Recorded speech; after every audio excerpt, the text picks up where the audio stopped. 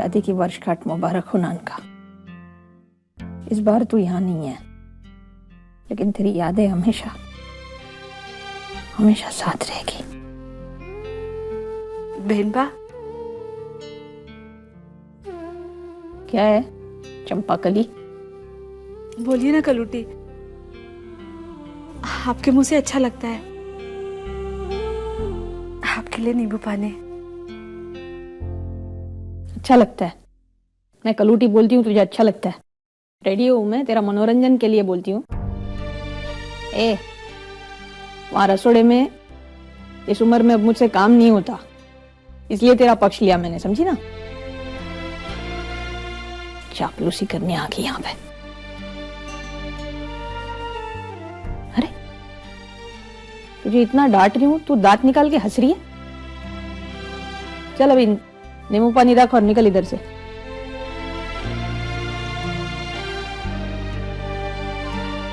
अब सर पे खड़ी रहोगी क्या? सिर पर नहीं, आपके दिल में बस गई हूँ। आप चाहे कुछ भी कहें, जितना भी मारे, पर मेरे लिए आपके मन में जो स्नेह है वो मैंने आज देखा। बाहर वाला कोई मुझे कुछ भी कहकर जाए, वो आपको अच्छा नहीं लगता। देख, तेरी जैसी कलूटी के लिए मेरे मन में कोई जगह नहीं है। चल चल, बहुत हो गया अभी, चल हट। तो फिर यही समझिए बेटा, ये कलूटी आपके गले पड़ी गई।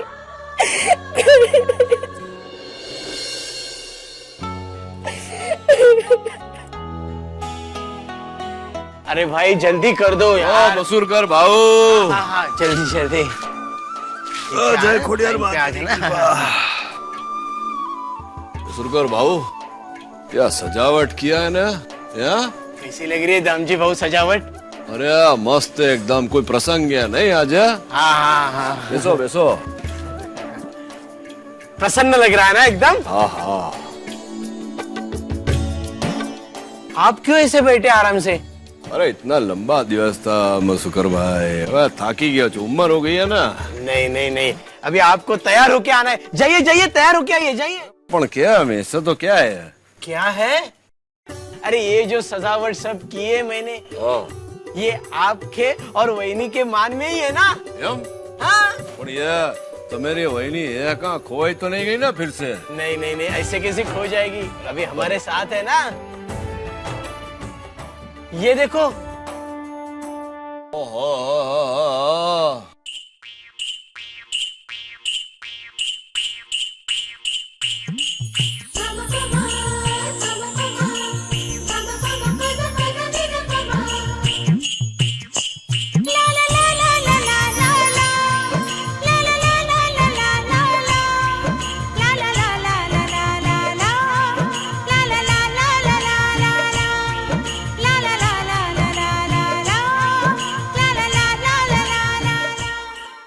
मालिक, आता आपण पण तयार होऊया। मसूरेकर भाई बराबर बोली ना? देवा शपथ, एकदम बरोबर बोलना वहीनी। आपण बोला क्या मेरे सर के ऊपर से गया? दामजी भाऊ आओ मराठीत बोलना वहीनी, मराठी में बात कर रही है। या सक्कू भाभी ने अच्छा सिखवाड़ा है। होय भाऊ, उन्होंने बताया था। एम क्या? हाँ वे इन्होंने तैयार होने को बोला ना, એટલે तैयार होना पड़ेगा। है चलो जल्दी तैयार होना है ना। चलो हेलो जल्दी। हेलो।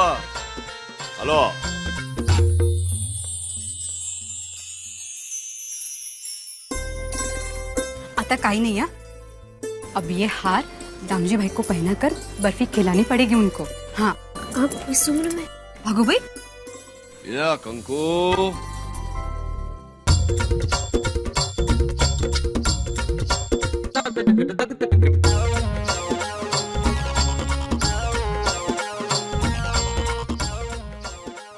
मी मर्दावानी दिसतो आहे के नहीं? बरोबर बोला ना? एकदम बरोबर दामजी भाऊ। आओ बेसो। हाँ बेसो। बरोबर छे ना? अरे सखू बसलीस का? जा लवकर नाचायला सुरुवात करा आता। अगो बाई, विसरलेच हो। थांबा हा।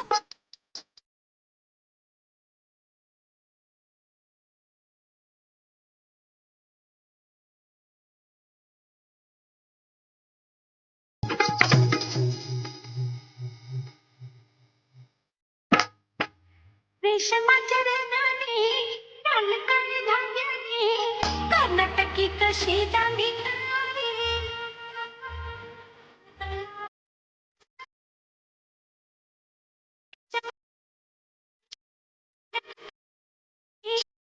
कर्नाटकी कशी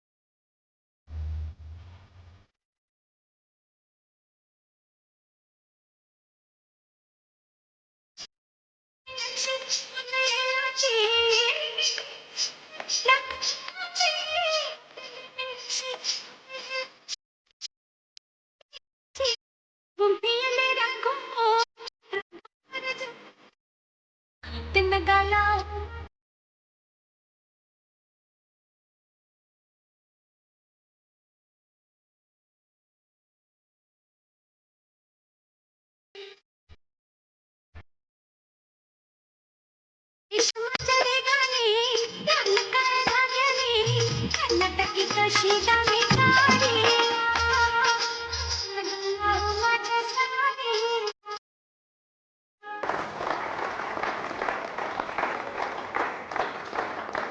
ना थाली पड़ने सच कहूँ मालिक, ये देखकर मुझे ऐसा लगा कि नृत्य आप और मैं ही कर रहे हैं। एम अरे मने पण એવું લાગ્યું, मुझे भी ऐसा ही लगा।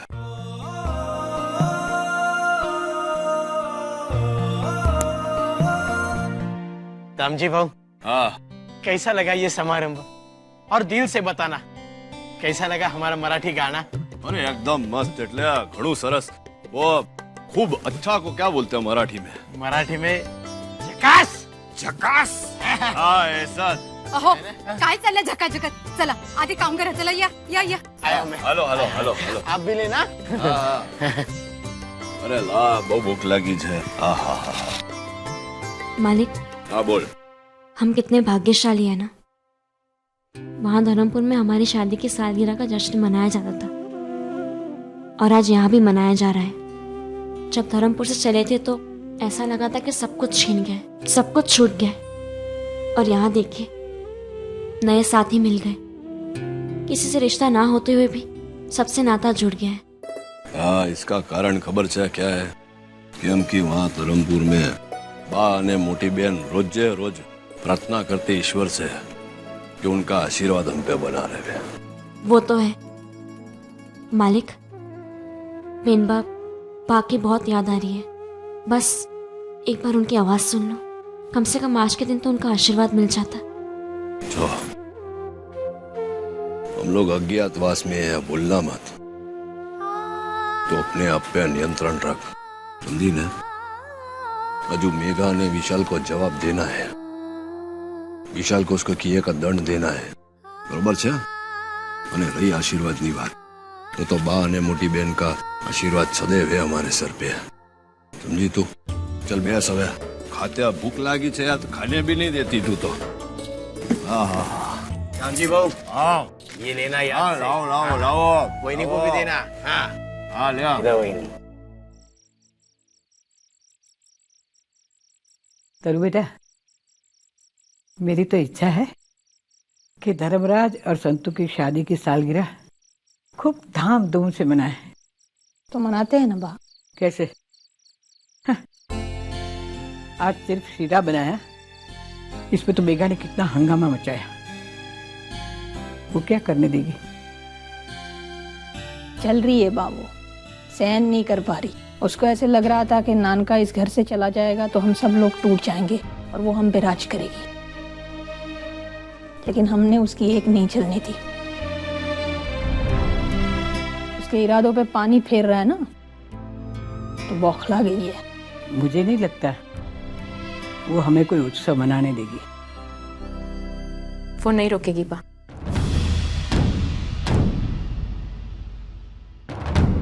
पर त्रिवेणी, तू जानती नहीं है वो मैं उसे जानती हूँ फूईबा, पर वो मुझे नहीं जानती।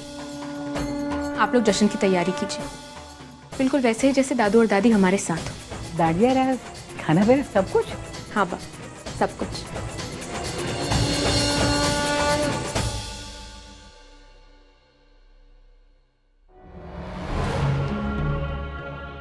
तुम यहाँ?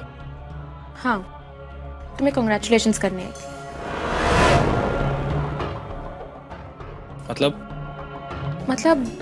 वर्कर्स के मन में तुमने जगह बना ली है और गांव वाले भी तुम्हारे बारे में अच्छी बातें कर रहे हैं। जानता हूँ, और ये सब मेरी मॉम की वजह से। हाँ, पर एक बात बता दो, मान पाना और उसे बनाकर रखना दो अलग अलग बातें होती हैं। क्या तुम्हारी मॉम ये कर पाएगी? कहना क्या चाहती हो तुम? मतलब ये कि दादू ने वर्कर्स का प्यार पाया क्योंकि वो वर्कर्स को प्यार देते थे। घर में कोई भी फंक्शन हो, दादू सारे वर्कर्स को इनवाइट करते थे, यहाँ तक कि हर साल उनकी एनिवर्सरी पर भी सिर्फ फैमिली नहीं, सारे वर्कर्स आते थे। तो अब तो यहाँ है नहीं ना जश्न मनाने के लिए। पर जश्न तो फिर भी मनेगा ना। ये नामुमकिन है। पिछली बार तुमने एक छोटी सी पूजा रोकने की कोशिश की थी और इतना बड़ा बवाल क्रिएट हो गया था। अब अगर तुम इतना बड़ा जश्न रोकने की कोशिश करोगे तो मुझे लगता है कि तुम उन्हें सेलिब्रेट करने दो। इससे उन्हें लगेगा कि तुम उनके इमोशंस को समझते हो। एक बार जब वो तुम्हारी साइड पे आ जाएंगे तो तुम्हारे लिए कुछ भी करेंगे, ठीक वैसे जैसे वो दादू के लिए करते थे।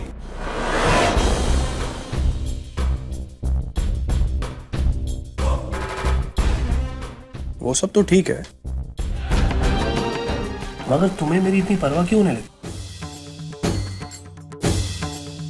परवाह नहीं है तुम्हारी, बस इस बात की परवाह है कि अगर वर्कर्स धर्मपुर से चले गए तो नुकसान सिर्फ तुम्हारा नहीं, हम सबका होगा।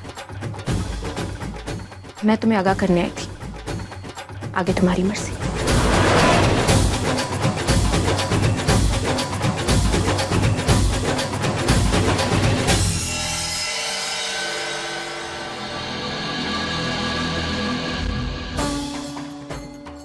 तुम कान के बहुत कच्चे हो विशाल, यही तुम्हारी प्रॉब्लम है और इसी बात का फायदा अब मैं उठाऊंगी। बस ये तो अपनी मंजिल पाने के लिए बढ़ाया गया मेरा एक छोटा सा कदम था। अब आगे आगे देखते जाओ मैं क्या करती हूँ।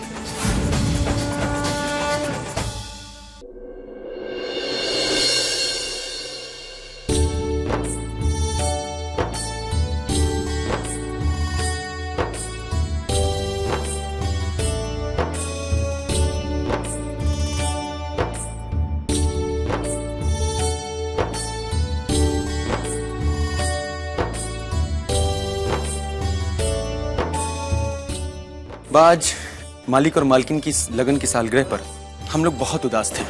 सोचा था मालिक तो यहाँ है नहीं तो शायद प्रसंग नहीं होगा, पर आप सब लोगों ने मालिक की कमी महसूस नहीं होने दी, वरना नई मालकिन ने तो कोई कसर नहीं छोड़ी थी हम लोगों को दुखी करने के लिए।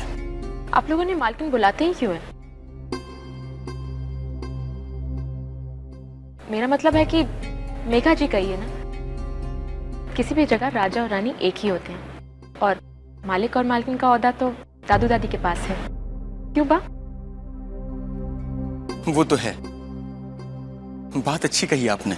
सिर्फ बातें नहीं, काम भी अच्छा करती है। जिस प्रसंग के लिए तुम मुझे धन्यवाद देते हो उसका श्रेय त्रिवेणी को जाता है। वो नहीं होती ना कि प्रसंग होता ही नहीं। वाह, अगर आप सब नहीं होते ना तो मैं कुछ नहीं कर पाती। आप लोग सबका बहुत बहुत शुक्रिया, आप आज यहाँ पर आए, धन्यवाद। बहुत बहुत धन्यवाद, बहुत बहुत धन्यवाद। अरे बेटा तू कहाँ जा रही है? इधर आ, मुझे तेरे साथ कुछ बात करनी है। जी बा। देख बेटा, तू जो लड़ाई लड़ रही है ना उसमें धीरे धीरे तेरी जीत तो जरूर होगी, क्योंकि तेरी सत्य की लड़ाई है। अब तू उस पर हावी है तो मेघा कुछ कम नहीं बेटा, वो तुझे कुछ नुकसान ना पहुंचा दे बेटा। बा, आप मेरी फिक्र बिल्कुल मत कीजिए। मैं जो लड़ाई लड़ने जा रही हूँ ना बा, उसमें जीत मेरी ही होगी। और जब तक मैं अपना और दादू दादी का बदला न ले लूँ ना, मैं चैन से नहीं रहूंगी। ये वादा है मेरा आपसे।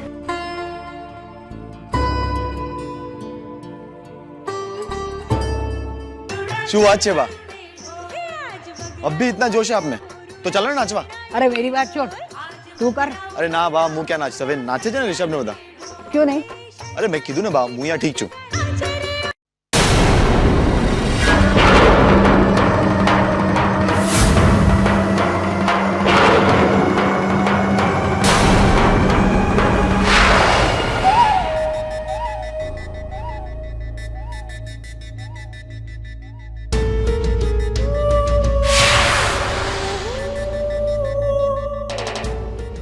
क्या हो रहा है यहाँ पर?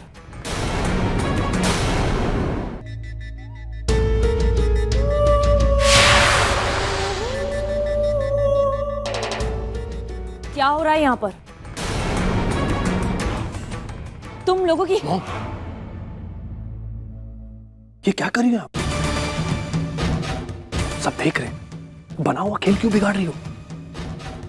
तो तुम मुझे रोकोगे अब? हाँ, चाहे जो हो, ये जश्न हो रहा है, ऐसे होने दो। मैं आपको बना बनाए खेल नहीं बिगाड़ने दूंगा।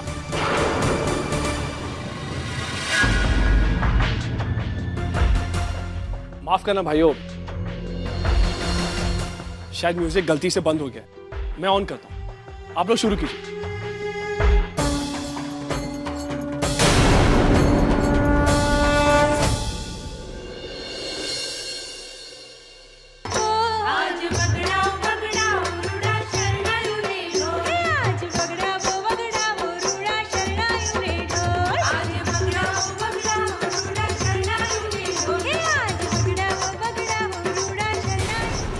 विशाल, ये सब क्या है? अब इन सब की तरह तुम भी मेरे खिलाफ जाओगे? नहीं माँ, मैं आपके खिलाफ नहीं जा रहा हूं, बल्कि इन वर्कर्स को मेरे खिलाफ जाने से रोक रहा हूं। विशाल, तुम समझ नहीं रहे। समझ तो आप नहीं रही है माँ। And please don't treat me like a kid. मैं बच्चा नहीं हूं। मैं जानता हूं कि मुझे क्या करना है और क्या नहीं करना है। मैं सब संभाल लूंगा। और आप प्लीज इन सब मामले से दूर रहिए।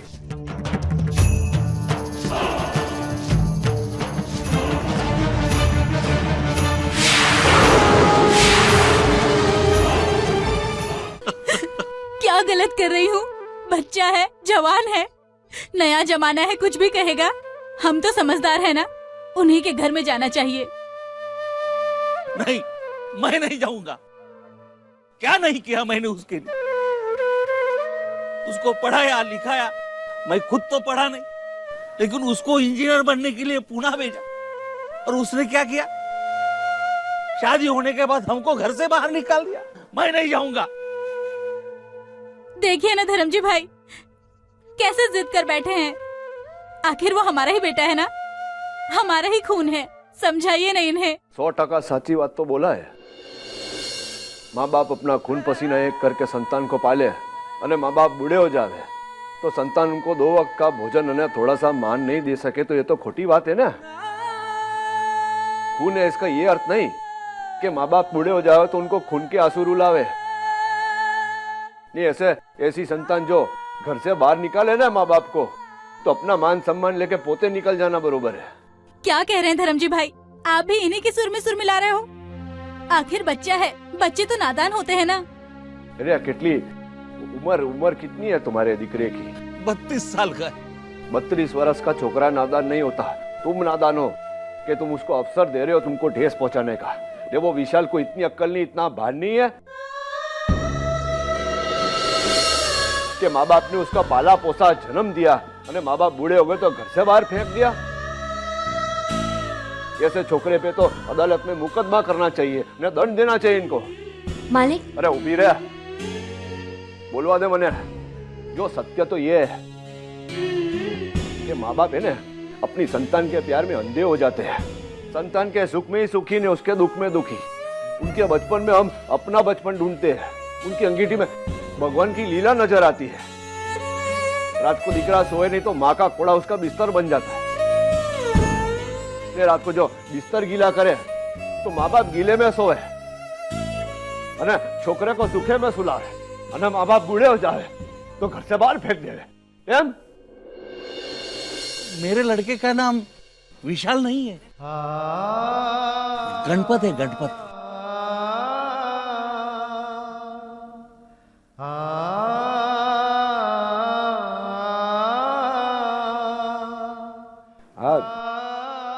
भी हो गया। वो मैं तो बोल रहा था कि क्या वो दर बाप को ऐसा होता है कि उसका दीकरा विशाल जैसा नहीं होगा, पर सत्य तो ये है कि दर माँ बाप को वो विशाल जैसे छोकरों का अत्याचार सहना पड़ता है। सबके साथ होता है ऐसा, सहना ही पड़ता है। भैया हमें ना मेरे साथ रहना बीजू शू हम रहते ही है ना। पर मालिक यार तू इतनी चिंता मत कर, मैं गुप्ता जी से बात कर लूंगा। हालो भैया उबा था, हालो हालो मेरे साथ संतु लेने आवा ना।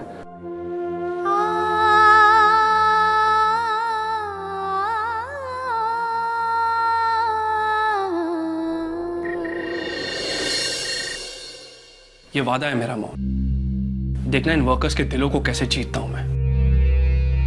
बेवकूफ हो तुम मेरे बेटे हो इसलिए मैं तुमसे ये बात नहीं कह सकती, लेकिन एक बात मैं तुमसे जरूर कहना चाहूंगी, अपने आप को संभालो विशाल। अनजाने में तुम वो सब कर रहे हो जो त्रिवेणी चाहती है। नहीं मॉम, मैं उसके कहने पर क्यों चलूंगा? और देखिए जिस बात से हमें फायदा हो रहा है उसे मान लेने में हर्जी क्या है। अब आज ही की बात देख लीजिए, अगर हम ये फंक्शन नहीं होने देते तो सारे वर्कर्स हमारे खिलाफ हो जाते तो हो जाते विशाल। बिग डील, वो हमारे नौकर हैं, वो हमारा खाते हम उनका नहीं खाते। और तुम मालिक को ये बात मत भूलो, मालिक होकर अगर तुम मजदूरों से डरोगे तो एक दिन ये कंपनी उनके हाथ में होगी और तुम सिर्फ एक नौकर बन के रह जाओगे। विशाल तुम समझ रहे हो ना मैं क्या कह रही हूँ? ठीक है वो, जैसा आप चाहे।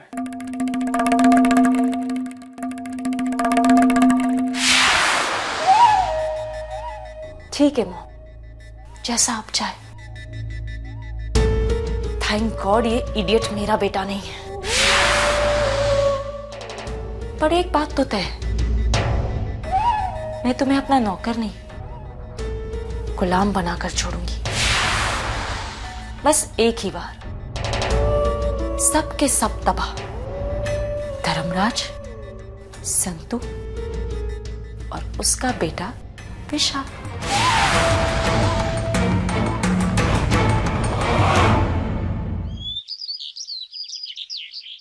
आइए दामजी भाई, स्वागत है आपका। आज से ये केबिन आपका है, बैठिए ना।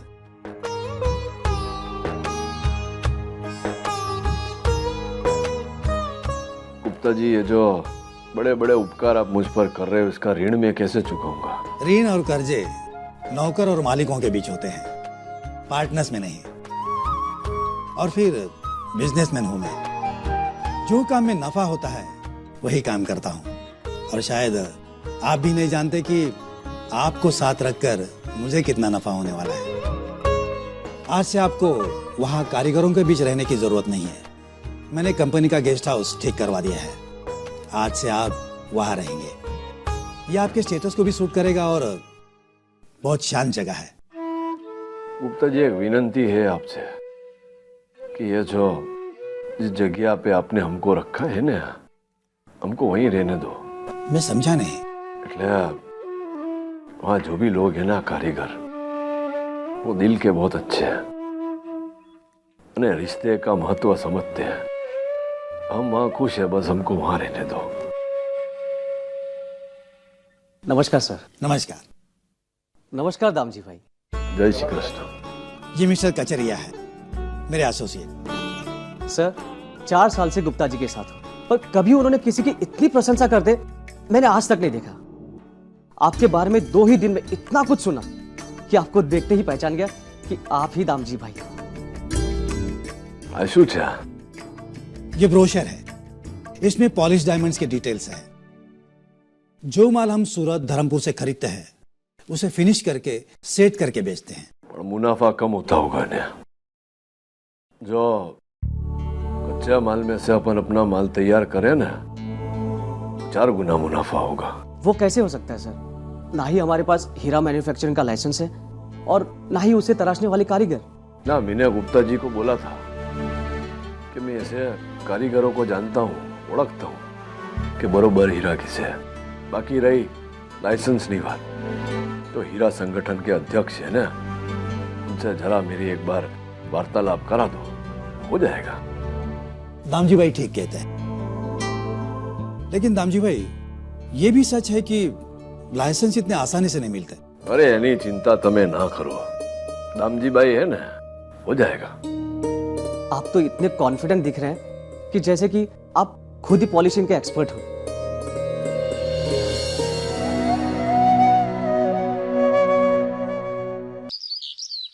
Please sir. जरा अध्यक्ष साहब से मिलना है। मेरा नाम दामजी भाई है। नमस्कार, आइए बैठिए। आपने मिलने का समय दिया એટલે धन्यवाद। भाई गुप्ता जी ने गुजारिश की थी, कैसे नहीं मिलते। डायमंड सेटिंग में आज गुप्ता जी एक चत्रराज चला रहे हैं। उन्होंने कहा हमारे पार्टनर आपसे मिलना चाहते हैं, तो खैर बताइए कैसे आना हो। मैं बाहर बैठा था ना, तो वह एक पुस्तक पढ़ी है ने, ऊपर के पाने पे वो हीरालाल झवेरी नामक संस्था है ना, उसका नाम है। हीरालाल झवेरी पिछले 3 सालों से लगातार नंबर 1 का स्थान बरकरार रखे हुए हैं।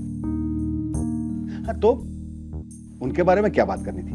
वक्त मैं आपको बताना चाहता था, क्या होते वर्ष है ना, बीजी कंपनी का नाम होएगा। और वो नाम कौन सा होगा? ये गुप्ता जी की कंपनी है ना, वही। केम के गुप्ता जी की कंपनी है ना, वो सेटिंग में पहले प्रथम स्तर पे है। और हमने ऐसा विचार है कि हीरा पॉलिश करने का काम भी चालू करना चाहिए, बराबर से ना। पर इस प्रकार के काम के लिए तो आपके पास खास किस्म के एक्सपर्ट्स होना बहुत जरूरी है, और जहां तक मेरा ख्याल है गुप्ता जी के पास वो काबिलियत नहीं। हाँ, तुम्हारी बात बरोबर है। गुप्ता जी के पास ना होवे तो मेरे पास तो है ना। मैं गुजरात से आया हूँ, अब यहाँ मुंबई में बसा हूँ। गुजरात में कहां से? सूरत? नाम क्या बताया आपने? मेरा नाम दामजी भाई। दामजी भाई, अब देखिए दामजी भाई, मैन्युफैक्चरिंग यूनिट के लिए हम हर एक को तो लाइसेंस नहीं दे सकते ना, और फिर वो है भी बहुत लिमिटेड। तो हम उन्हीं लोगों को देते हैं जिनके पास काबिलियत होती है। और चलो, गुप्ता जी का मान रखने के लिए मैं आपको लाइसेंस दिलवा भी देता, पर क्या है, एक दूसरी कंपनी ने ऑलरेडी अप्लाई किया हुआ है, वो भी आपसे पहले, और उनके पास एक्सपर्ट्स भी हैं, एक्सपीरियंस भी है, no doubt. Gupta ji diamond setting के मामले में माहिर हैं, पर इसमें आप समझ सकते हैं ना। आपकी बातें सुनने में तो बड़ी दमदार है दामजी भाई, पर क्या है, सिर्फ बातों से तो हीरो का काम नहीं होता ना।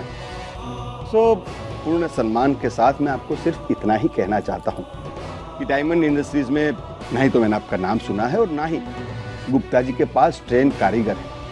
हाँ, अगर आप धर्मपुर से होते तो बात अलग थी। फिलहाल तो मुझे ऐसा लगता है जैसे मानो दूर दूर तक ना ही मुझे सेनापति दिखाई देता है, ना ही उनकी सेना। फिर मोर्चा खुलने से फायदा क्या? तुम्हें मोर्चा खोल दोगे तो सेना ने सेनापति दोनों खड़े कर देंगे। देखिए दामजी भाई, अब गुजरात से जरूर है, पर आप धर्मराज मायावंशी नहीं। नाम तो सुना होगा आपने, उनके मुकाबले के हीरे कोई नहीं बना सकता। अगर आपको डायमंड मैन्युफैक्चरिंग करनी है तो उनके जैसे एक्सपर्ट्स चाहिए। खैर, आप अपना प्रपोजल यहाँ छोड़ के जाइए, मैं देख लूंगा। अगर मंजूरी ना मिले तो हैरान मत, प्लीज।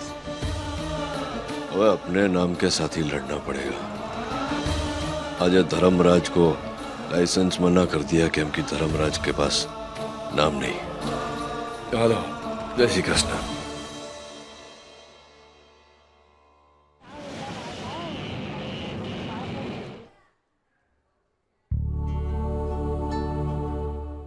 मालिक, आप इतने उदास क्यों हैं? अरे तो शू करो, वो हीरा संगठन के अध्यक्ष ने मेरी काबिलियत जाने बिना लाइसेंस देने से मना कर दिया। यह गुजरात होता ना तो कोई धर्मराज मैयावंशी को ना नहीं पाड़ सकता। आपके यहाँ मुंबई में भी लाइसेंस मिल जाता, धर्मराज मैयावंशी को मिल जाता, पर दामजी भाई को लाइसेंस मिलना इतना आसान नहीं है। मालिक, धर्मराज मैयावंशी का नाम जो आपने इतनी मेहनत से कमाया है, वो दामजी भाई को आगे बढ़ने से रोक रहा है। वो अध्यक्ष जानता था कि आप धर्मराज मैयावंशी नहीं ना, तो फिर इतनी आसानी से लाइसेंस कैसे मिल जाएगा? लाइसेंस पाने के लिए दामजी भाई को धर्मराज मैयावंशी बनना पड़ेगा, तो इसी काबिलियत पानी पड़ेगी, या तो फिर एक रास्ता है कि आप उन्हें बता दो कि आप धर्मराज मैयावंशी हैं। તું ગાંડી થઈ ગઈ છે હે? हम अज्ञातवास में है અને वो मेगा અને नालायक विशाल को खबर नहीं पड़नी चाहिए कि हम लोग क्या हैं। એટલે मैं बता नहीं सकता किसी को कि मैं धर्मराज मैयावंशी हूँ। तो फिर ठीक है, मत बताइए उन्हें कि आप धर्मराज मैयावंशी हैं, पर दामजी भाई को अपने आप को साबित करना पड़ेगा। उन्हें धर्मराज मैयावंशी बनकर दिखाना पड़ेगा, जिसे महाभारत में पांडवों ने अज्ञातवास किया था। उन्होंने किसी को अपना नाम नहीं बताया था, पर दुर्योधन ने जान लिया था कि वो जिंदा है और आक्रमण के लिए तैयार है।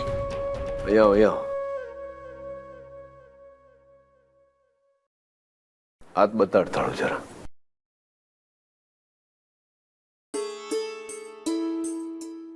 ये तेरी हाथ में बुद्धि की रेखा तो है नहीं है, फिर तेरे में इतनी बुद्धि क्या से आ गई? वो बा कहती है ना कि संग ते वो रंग, ये सब आपकी संगत का असर है मालिक। हाँ, मेरे साथ रह के तेरे को बुद्धि आ गई नहीं?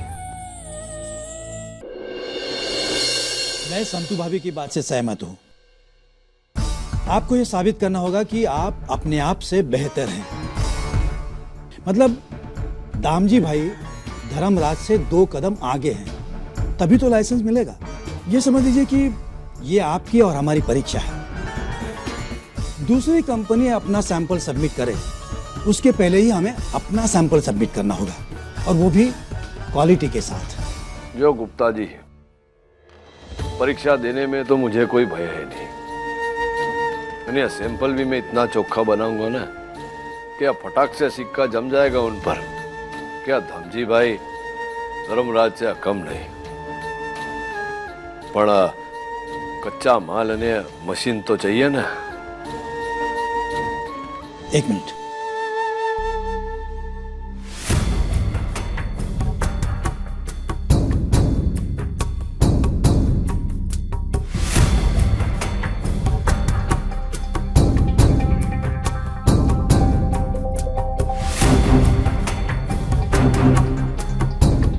ये लीजिए, बरसों से रखा है मैंने इसे अपने पास।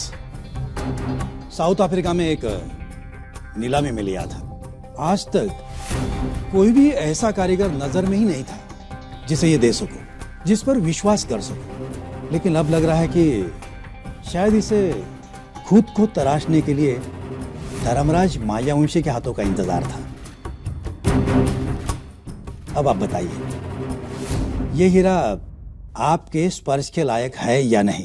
हाँ, पत्थर तो पानीदार है, अरे मैं तराशूंगा ना इसे, तो इसकी गुणवत्ता का हीरा भारत में नहीं मिलेगा।